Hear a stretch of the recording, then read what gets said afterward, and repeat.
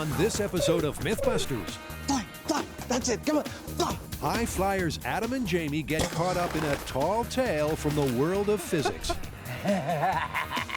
They're asking, if birds in a truck take flight, does the trailer get lighter? They're all flying. And Carrie, Grant, and Tori get all bent out of shape on the biggest build of their myth-busting careers. Jamie makes it look so easy when he does it. If a boat traveling at 25 miles an hour crashes into a channel marker, will it split in two?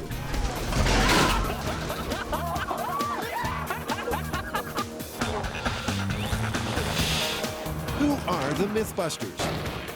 Adam Savage Is everybody ready for diving? and Jamie Heineman. Gets me all worked up just looking at it. That was beautiful. Between them, more than 30 years of special effects experience.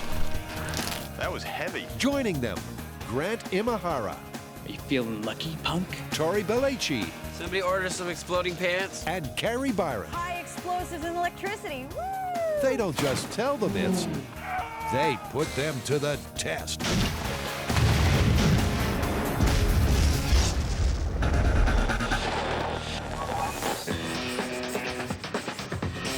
Okay, Adam, what have you got for us? Here's the story. A guy's driving behind a big truck, and every time the big truck gets to a bridge, it stops, the driver of the truck gets out, bangs on the side, and then proceeds across the bridge. He runs into the truck driver at a gas station and says, "Why are you banging on the truck?" And the truck driver says, "Well, I got a load of birds, and they're over the weight limit of most of these local bridges. So whenever I get to one, I bang on the truck, they fly around, and my truck is lighter." Clever.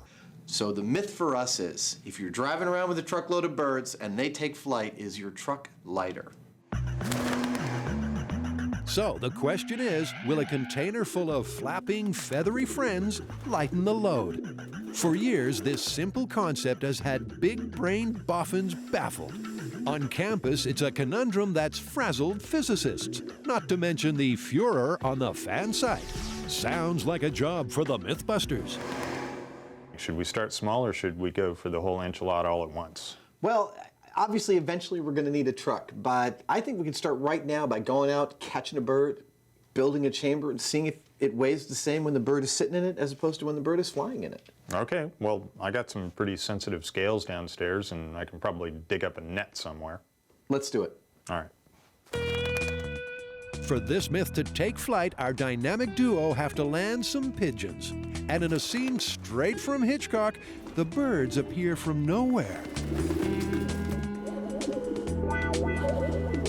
Pigeon whisperer Adam and accomplice Jamie use a variety of snares, nets, and snacks.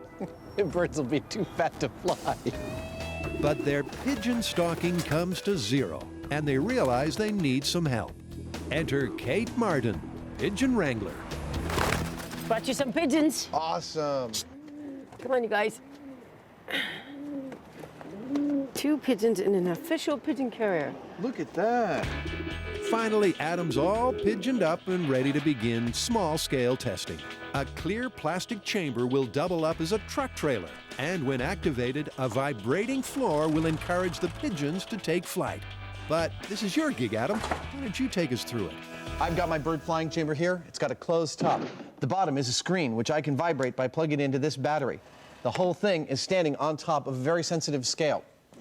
First thing I'm going to do is turn on the scale, which will zero it out. Then I'm going to put the birds in. I'm going to see the birds weigh a certain amount. Then I'm going to turn on the platform, which will vibrate. Hopefully they'll fly around, and we'll see if there's any difference. So, if the myth is true, when the pigeon gets some air, the combined weight of the chamber and bird will come down. Sounds simple. Fly, fly, that's it, come on, fly. Come on, take off, take off, take off. Now there's your problem.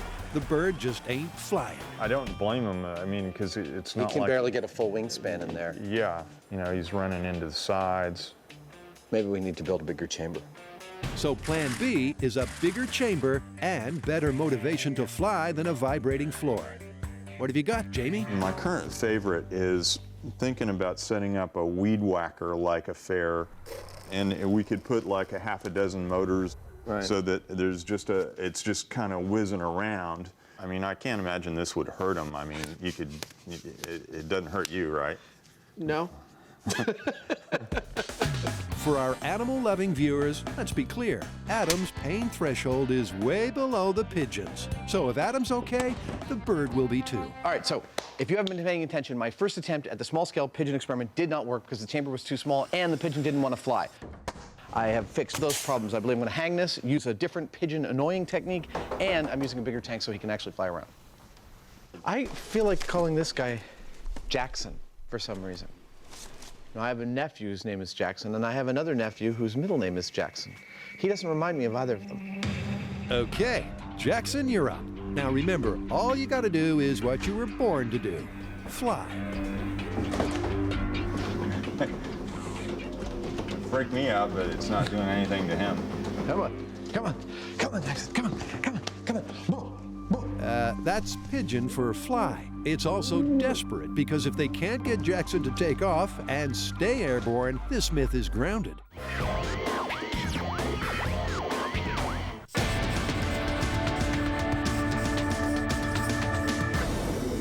Okay guys, check this out. I found it on the internet. Whoa.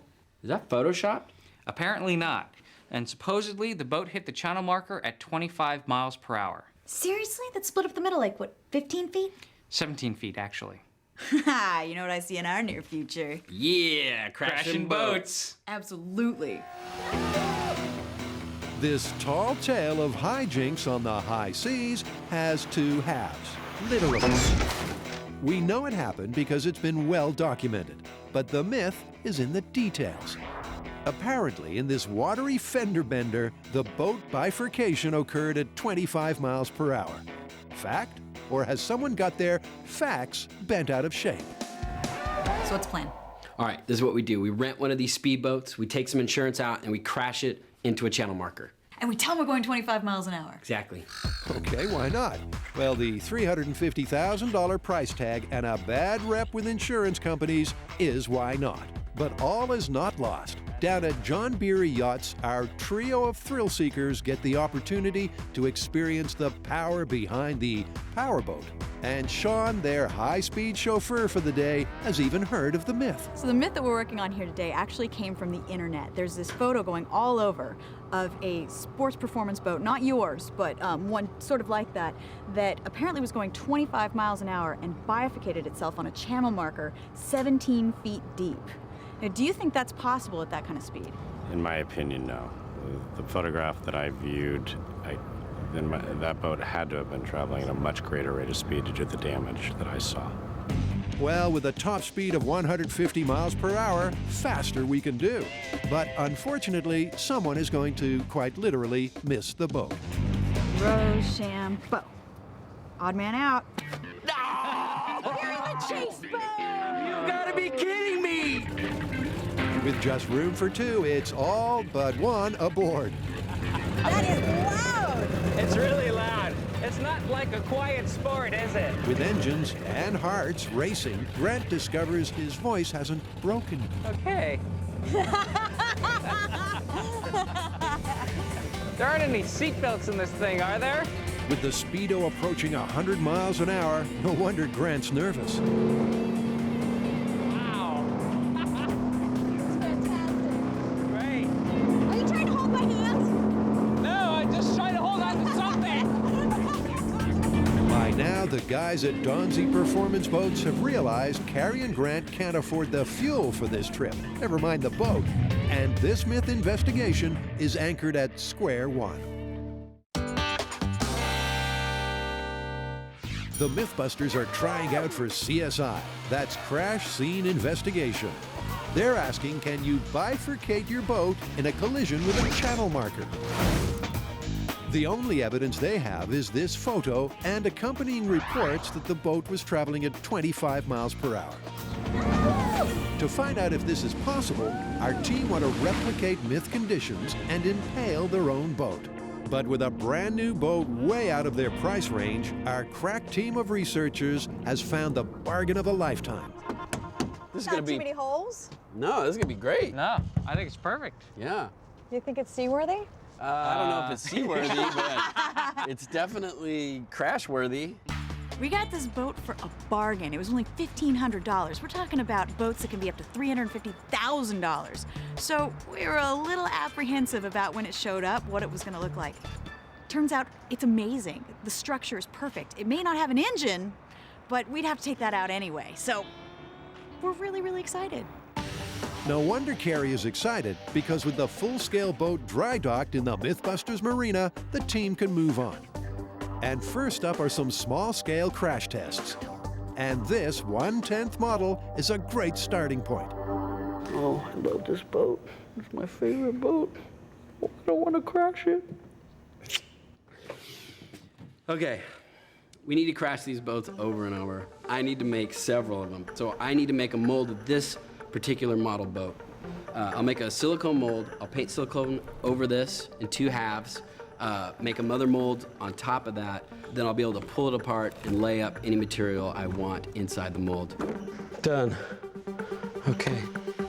And to match the motorboat in the myth, Tari's material of choice is fiberglass. It's nasty and noxious, so Tari is banished outside to finish up, which he does by gluing the hardened halves together. And before you can say bifurcation, Tari's got himself some mighty fine toy boats. He's pretty, isn't it? Meanwhile, Grant has been working on a rig to tow the models into a replica channel marker, simulating the mythical impalement impact. His remote-controlled winch and trolley is calibrated so the boat crashes into the steel pole in exactly the same place as the myth, just to the left of the bow. But hold on, where'd the H2O go? So you at home might be wondering why we're doing our small-scale experiments on land as opposed to water, since ostensibly the myth is about a boat on water. Well, there are 2 reasons. First, water, not unlike many primal forces, doesn't scale correctly in miniature. It has a different response than it does in full scale. Now, the second reason, and I think more importantly, is that this myth is about kinetic energy, a mass at a certain velocity hitting an object. And that we can certainly do on land. So this is a dry run in more ways than one. Take us through it, Carrie. This is the setup for the small-scale experiment. We have a fiberglass boat, which is 1/10 the scale of our real-life boat. It's also weighted to 1/10 the scale.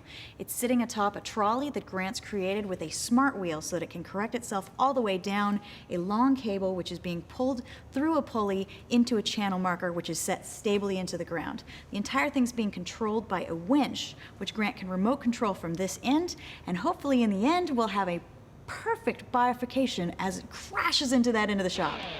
3, 2, 1, go.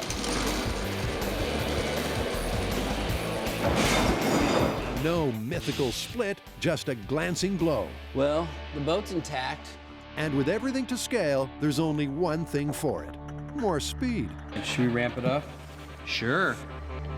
Unfortunately, the only thing ramping up is the frustration level, as the kinks and glitches in their system work themselves out. Well, that's not gonna work. I see one problem. It's one of those days, everything that can go wrong Oh, we bifurcated the trolley.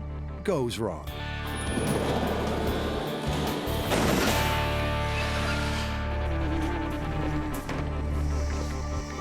But as Edison nearly said, myth-busting is 1% genius and 99% perseverance. And their patience is rewarded when they get some realistic collisions with the channel marker.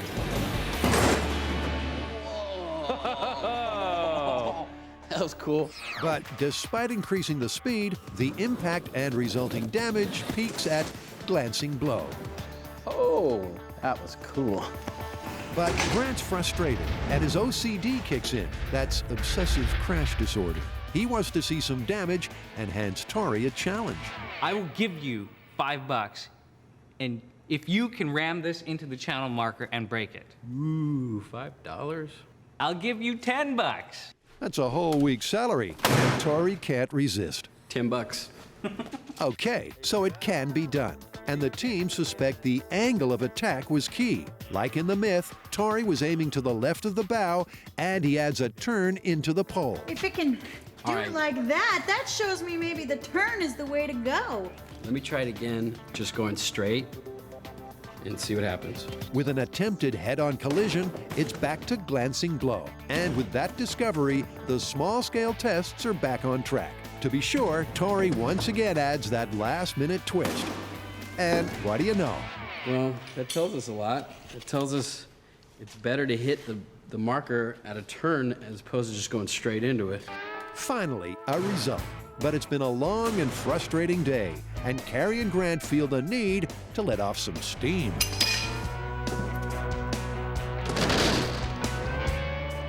I am so sick doing small-scale experiments.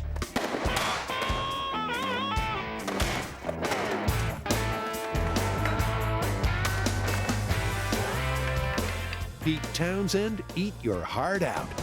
Okay, so how crazy was that it took Tori smashing that boat by hand into the pole before we could find out that we need a turn at the last minute to split it? You know, I think these variables are just too tough to scale down. I think if we're going to test this for real, we need to go to full scale. I propose we do this on land because this myth is really about kinetic energy. It's the mass, which is the boat, hitting the channel marker with a certain velocity. And doing it on water doesn't buy us anything extra. Yeah, and I think it'd be a lot easier to control on land.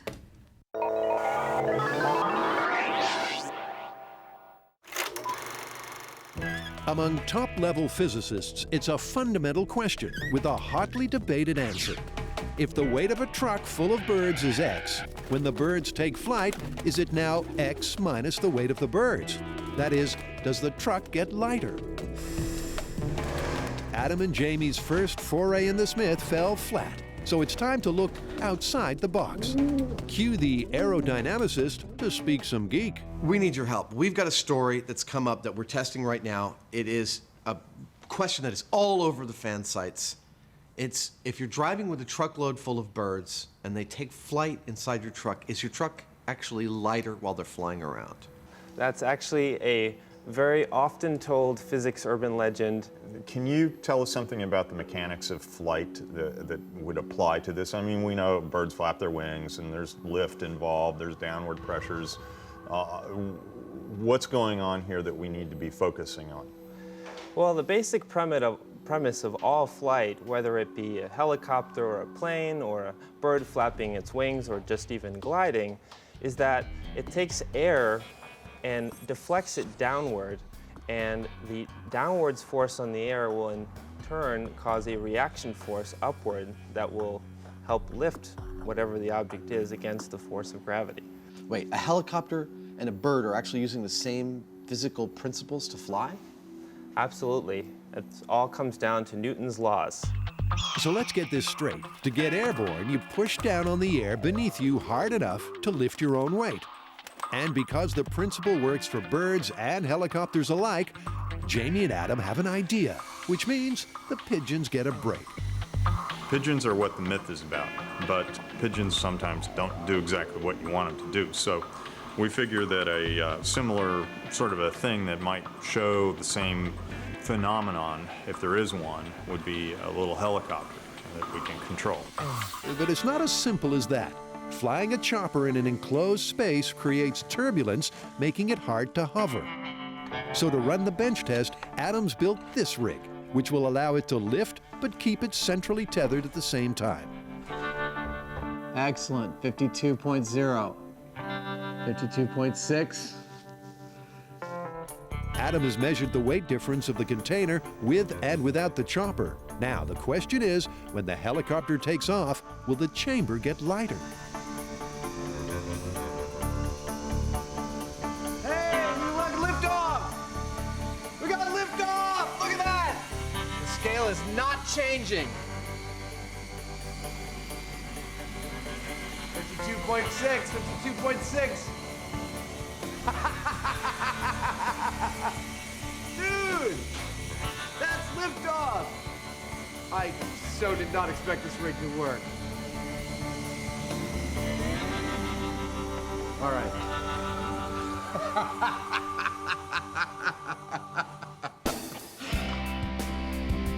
In a break from MythBuster tradition, Adam has success with a scale test. I know that my helicopter weighs 0.6 of a pound. So if the myth was true, I should have seen that meter go from 52.5 or 6 to 52 flat. But that's not the whole story. This myth is about birds, and trust Jamie to get straight to the heart of the problem. We gotta try it in a truck or something close to it with the birds. So it's full scale ahead. And after a MythBuster makeover, this trailer, standing in for the truck and the myth, will be full of flying birds for the final test weigh-in. That's cool. You look like a little animal in a circus cage. With the front fitted with clear plastic, Jess and Jamie are done. And it's time for a flight test. There are no scales yet, so this test is simply to confirm the birds are comfortable spreading their wings. If they don't, Adam and Jamie are back to square one. Hey! But it's immediately obvious there's plenty of room.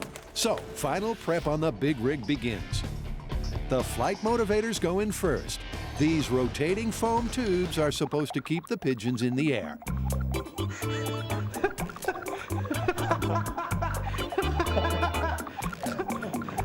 There we go. We have liftoff. Next, the team makes sure there are no nooks or crannies where the pigeons can land and take a rest. It works for MythBusters. But how about the pigeons? You ready? Ready? I have no idea what's going to happen here. So Adam and Jamie have finally got Jackson and friend to fly in an enclosed space. Now comes the tricky bit, catching a flock more birds, letting them loose in the trailer, and accurately weighing them.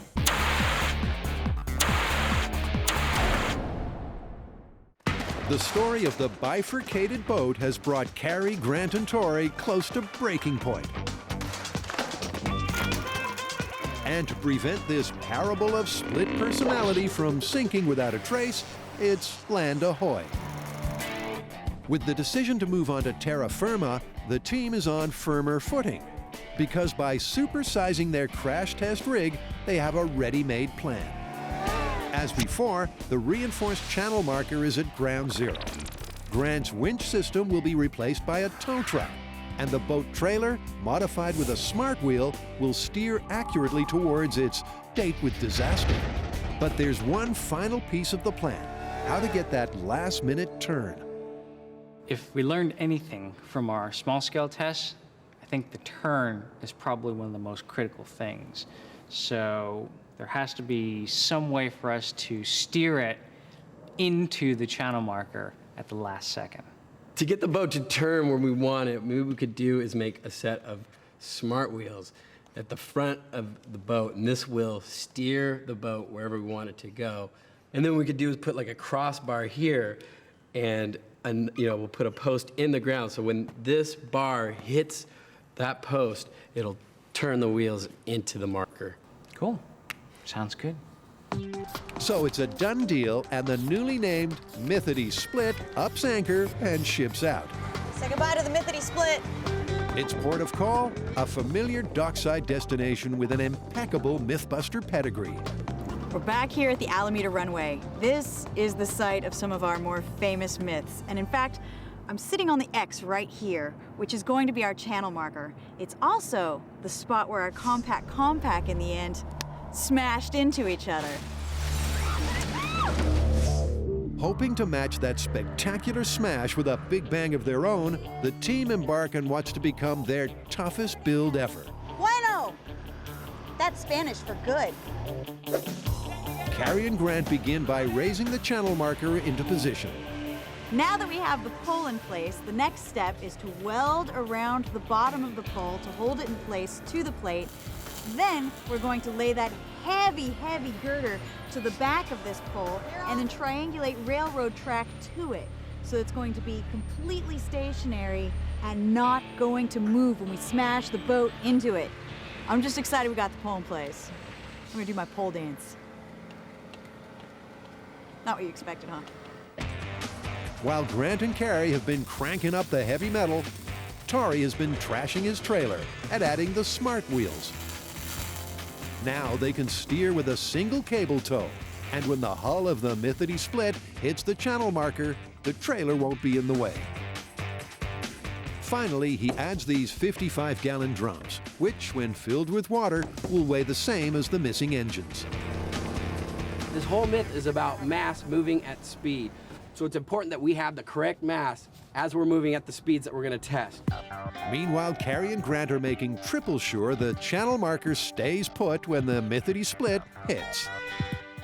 The next step we have, or at least the next really big step we have, is that we're going to drill holes in various places all around this giant structure here so that we can implant foot-long pieces of rebar into those holes, weld them to this structure. So not only is this going to be the heaviest thing you've ever seen, but it's also going to be clawed into the ground. Things are going so well, Grant finds time to hang around. The prep for the boat myth is going great so far. I just hope that the weather holds out. Just had to mention the weather, didn't you? And as the rain gets heavier, the problems mount, and the work on the final stages slows to a crawl. I'm so over this one. I'm pretty much over this one. With Old Testament-style flooding, maybe they could rename their boat the Ark. Yeah, I think we were a little bit worried that the fans might be upset that we weren't doing this on the water. Well, now we are. Despite the tough conditions, they pull through. Jamie makes it look so easy when he does it. And push on for a tow test of the trailer. I'm so excited. It works. It looks really cool. We got like a boat car, or a car boat. I'm not sure which one. And with just the trigger to rig for the critical last-minute turn, it's all hands on deck. We've mapped out exactly where the bow should hit the channel marker, and this, I'm drilling a hole right here for the trigger, which will turn the wheels, slam the boat into the channel marker, therein bifurcating the boat, or not. So the build is finally complete, and Carrie and Tori celebrate. The boat is moved into position, gently. No one wants the wheels to come off now. All right, now for the moment of truth. At the opposite end of the track, Grant has the truck all hooked up and ready to tow. So these are chains connected to the tow truck. Got our shackle. This is a breakaway rope for safety. And then the cable. I think we're ready to take up slack. And as twilight descends, they're wet, cold, but ready to put this tale to the test. All right, take it slow and then take it up to 25 miles an hour on my count. Ready? Ready. In 3, 2, 1, go. This is it. Remember, they're asking if a speedboat at 25 miles per hour plus channel marker equals this kind of boat-splitting destruction. We're about to find out. 5 miles per hour. Can you guys go faster? 10 miles per hour. But suddenly, disaster. Did we lose the cable? Cable ground. As Tori said, that's not good. The breakaway rope that's designed to break on impact snapped under the strain of the tow. And with this last-minute failure in the fading light, Team Unity is the first casualty. So for all the other things where we tow something big into something else and it crashes, we use a breakaway rope. And, you know, there's a standard one that we've been using, which is a blue marine rope. We know its breaking strength is 6,000. But on this particular one, Tori really didn't want to use that. He wanted to use this. So, but tomorrow, I think what we're going to do is go back to what we used to use that was working. Dude, we've never used the blue rope. We always use the No, blue we rope. haven't. Yes, we do. Not for the breakaway. Yes, we do. No, we don't. Seeing as Grant and Tori are rejecting each other's reality and substituting their own, this argument is on a road to nowhere. Let's come back tomorrow. Bifurcated Boat has once again brought our wet and mild Mythbusters to breaking point. We always use the No, blue we rope. haven't. Yes, we do. Not for the breakaway. Yes, we do. But all that actually breaks are their voices. And in the cold dark of the next day, they once again prepare the good ship Mythity Split for its 25-mile-an-hour collision. Cool. Positions, everyone. Jess takes her place in the tow truck, and the rest of the team stand by, level with the crash zone. Okay, Jess, are you ready? Ready when you are. All right, here we go in 3, 2, 1, drive. All right, we're at 5 miles per hour. Okay, gosh. Now we're at 10 miles per hour. 15 miles per hour. Yeah! It's picking up. Come on. Oh my God, I can't believe this is gonna happen. 20 miles per hour. Oh, it's perfect. That's 25. Here it goes, here it goes, here it goes, here it goes.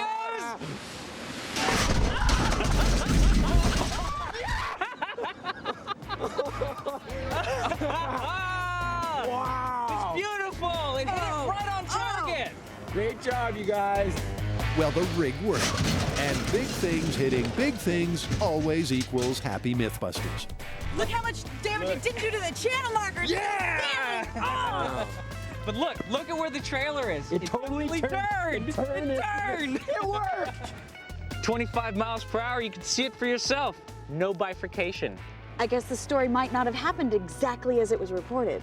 So we're gonna say 25 miles an hour, it's busted. Oh, the story's busted at 25, and so is our trailer. Dude, it worked perfectly Definitely. though. It turned right into the channel marker. Busted. Yeah. Busted.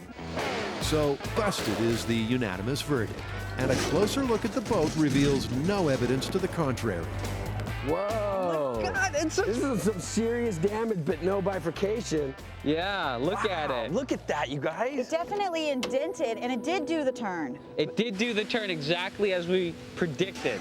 I just don't think there was enough speed behind that momentum. No, definitely. If we were going faster, though, I could definitely see it splicing through this thing. Considering how much damage is done here, yeah, maybe if we were going a lot faster. Regular viewers will guess what's coming next. But for the uninitiated, the MythBusters are never quite satisfied until... I want to see some carnage. So now the big question is, how are we going to try to do another run with this trailer? Because we want to try to see if we can get a bifurcation at 50 miles an hour. That's going to be the tricky part. We don't got a lot of time here, and we need to fix the trailer. So we're going to try some quick and dirty methods to try to get this thing rolling. It doesn't have to roll well, it just has to go. So our first try is going to be to take that corner, chain it to the channel marker. And then we're going to take the other corner, and we're going to try to pull on it and maybe get the trailer to sort of reshape itself, almost sort of square. It rolls! We might be able to do this again. Then we're going to try to cut off the first two wheels so that the axles that are kind of bending into each other are gone. And then we'll just start dragging it. If it rolls at all, we're going to stick the boat on it, we're going to throw it back there, and we're going to drag it into this bad boy. Yeah! Looks good. Yeah! Huh? I think we can do another run. You get one single bad run, and that's it. One. That's right. One single bad.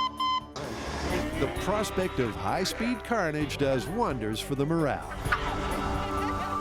And even another icy shower during the reset can't dampen their spirits. Consider your next vacation to the runway at Alameda. Beautiful views of San Francisco and the Bay Bridge.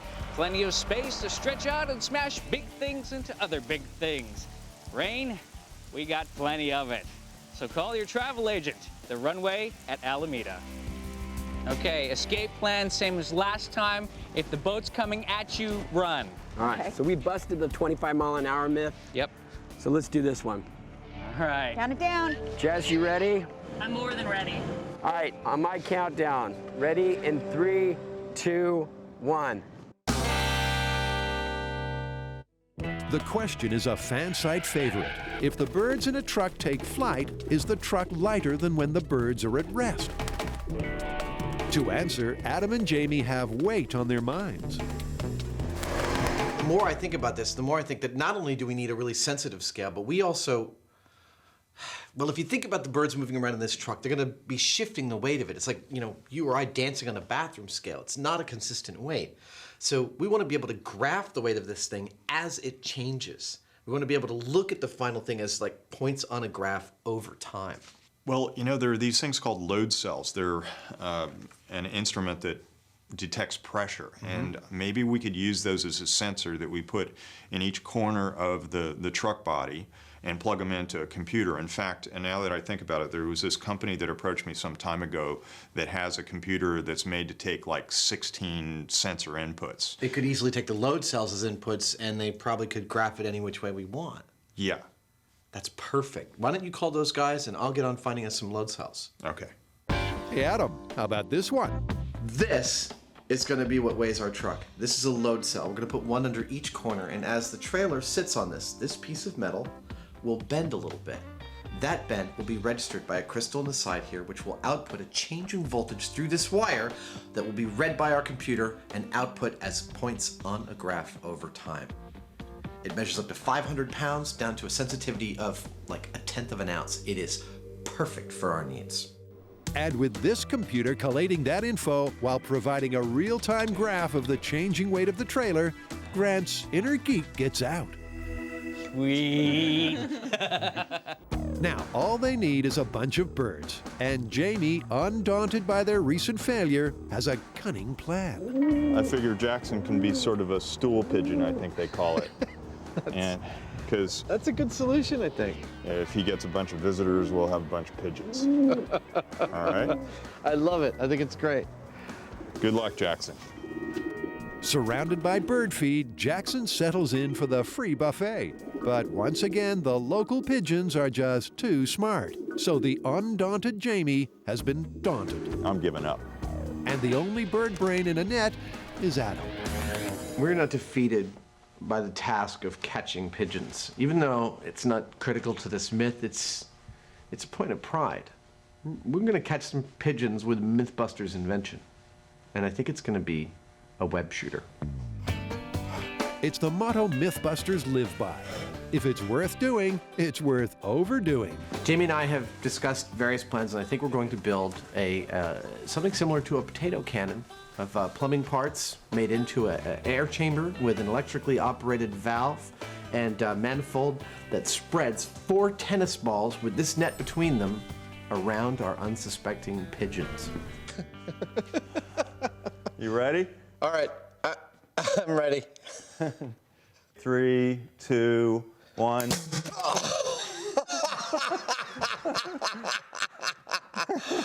Oh, wow, that was cool. That was cool. It works on Adam, but as we've seen, the pigeons round here are a lot smarter than the TV hosts. Shh, Jamie's hunting pigeons.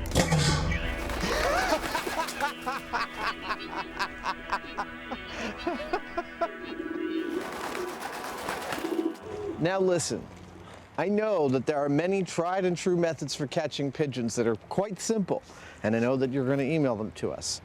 The fact is, we wanted to try a MythBusters solution. But despite hardware Rambo would be proud of, the local pigeons remain as free as birds. Which means en route to the full-scale test, Kate, the pigeon wrangler, gets another call. And once again comes up trumps. How many is that? I think we got 36. That ought to do it.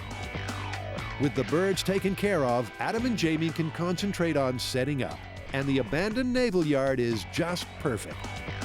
This is the same location that we used for Killer Cable Snap, and we used it because it's got a big flat welding grid that is a nice level surface. For Killer Cable Snap, we used it to weld to and anchor all the stuff for the cables. For birds on a truck, it makes a perfect platform for the trailer to be on because we need it super level. The next thing that we're going to do is jack this trailer up and put it on blocks. On the top of each block, in each corner, each of the 4 corners, will be a thing called a load cell. With all 4 load cells in position, Grant and Jess set up at the command center. They'll monitor the weight of the trailer throughout the experiment. Okay, so we've calibrated all of our load cells, which are the sensors that are going to tell us if there are any changes in the weight of the truck. Those are going into a computer. The computer's going to record all of that information along with video in real time, so we can see if, when the birds fly up, if there are any changes in the weight. And with the pigeons in position and not flying, the team has starting weight. Okay, so that's a difference of 11 pounds with the birds in place. I'll zero everything out to that, and that'll be our starting point, right? Right. So if the weight drops while the birds are flying, the myth is confirmed. It's go time. Stand by, and I'm recording now. Okay, I'm spinning the motors. Jess, in 3, 2, 1, go. welcome back. Here's where we stand. We're trying to bust the myth that if you're driving with a truckload full of birds and they all take flight inside that truck, is it lighter than when they're just sitting there? We tried a bunch of scale experiments, but all of the chambers we used for scale experiments were too small for the birds to fly around in, so we had to go full scale right away. This is our full-scale rig. It's sitting on 4 load cells. We've got calibrated computer equipment reading exactly the weight of those birds when they're sitting there. They're all going to fly at the same time. They can't land anywhere but these foam batons that are spinning and make them fly around. We're going to test this myth for real and see if it's true. So the bird truck myth is about to shake its tail feathers. Jess, in 3, 2, 1, go.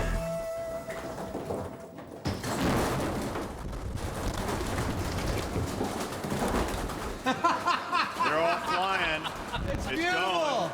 Most of them are flying. That's great. Okay, I'm ready. I'm going to call it, all right? All right. All right, we're done. Okay. And stopping.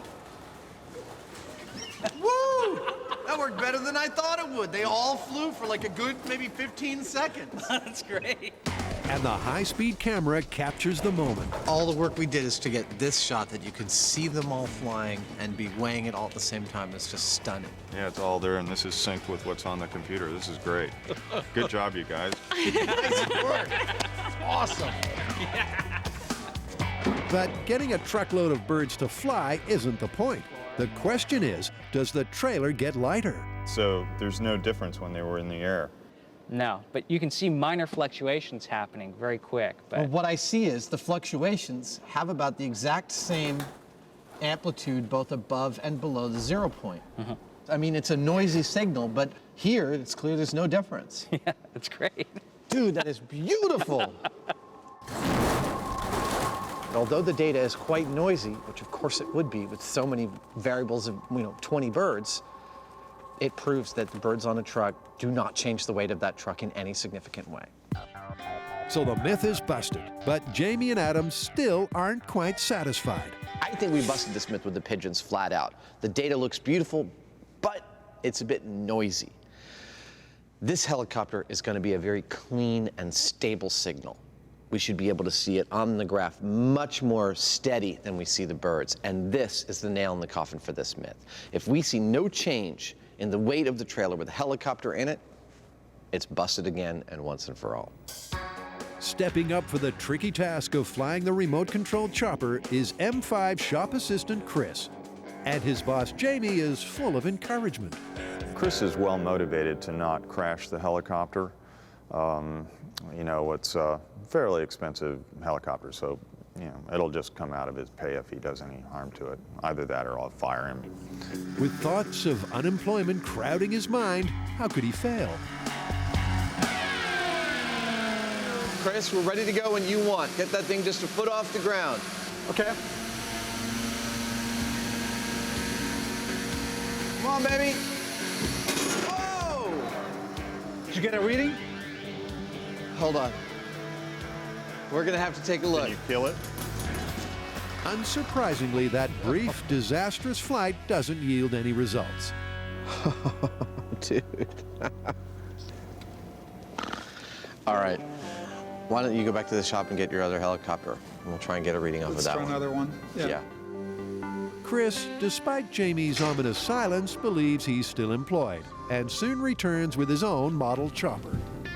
Chris, hover that puppy as you will. Hey, Chris, tense much?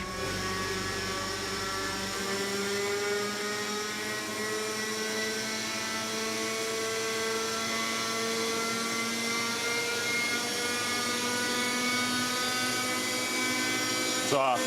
Yeah! Okay, perfect. Shut it down. That was perfect. There was no bother with that hover.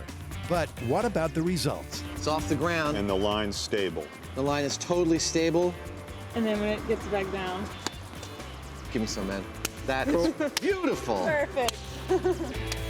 No wonder they're pleased with themselves. This is the myth that just wouldn't die. This myth has been very persistent. It's been all over the fan site, it's been all over the web, and I'm glad we finally put it to rest. You can see what's going on here. It's very clear, especially with the helicopter. The helicopter is sitting there, its weight is on the trailer. And at a certain point, the props speed up appropriately. The weight is shifted away from the feet of the helicopter, and instead it's replaced by air pushing down on the trailer. It's 6 of one, half a dozen of the other. There's no free lunch here.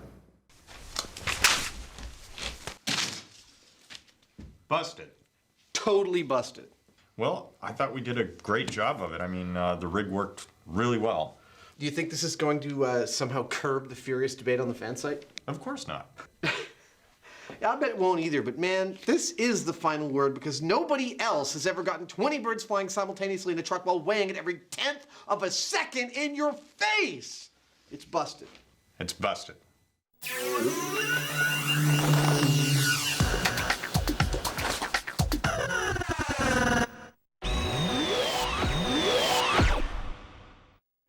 Carrie, Grant, and Tori have drowned the myth that at 25 miles per hour, you can have 2 boats for the price of 1.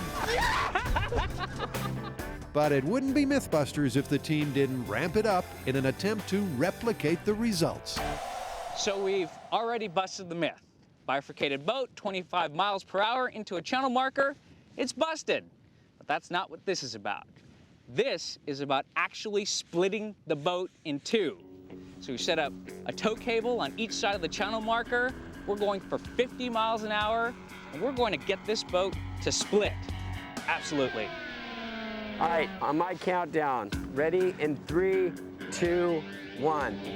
The target speed is 50 miles an hour, and our tow trucker has his foot to the floor. 35. Come on, faster, faster, punch it.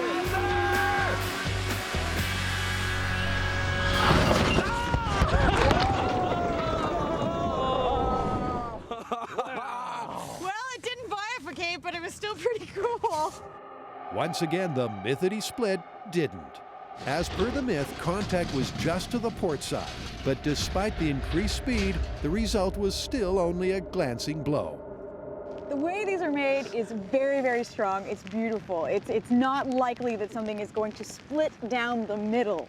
Yeah, you'd have to get a really good shot at a high velocity. And whoever split that boat must have been going a lot faster than 45 miles an hour. Yeah, that's I'm guessing more like 80 or 90. With the trailer gone, but the boat still intact, the team have to get creative to get satisfaction. I need more carnage. We still have the crane, so what we're gonna do is we're gonna take the boat up about 100 feet and drop it on the ground. Then I'll be satisfied. Go, go, go, go, go, go, go! Yeah!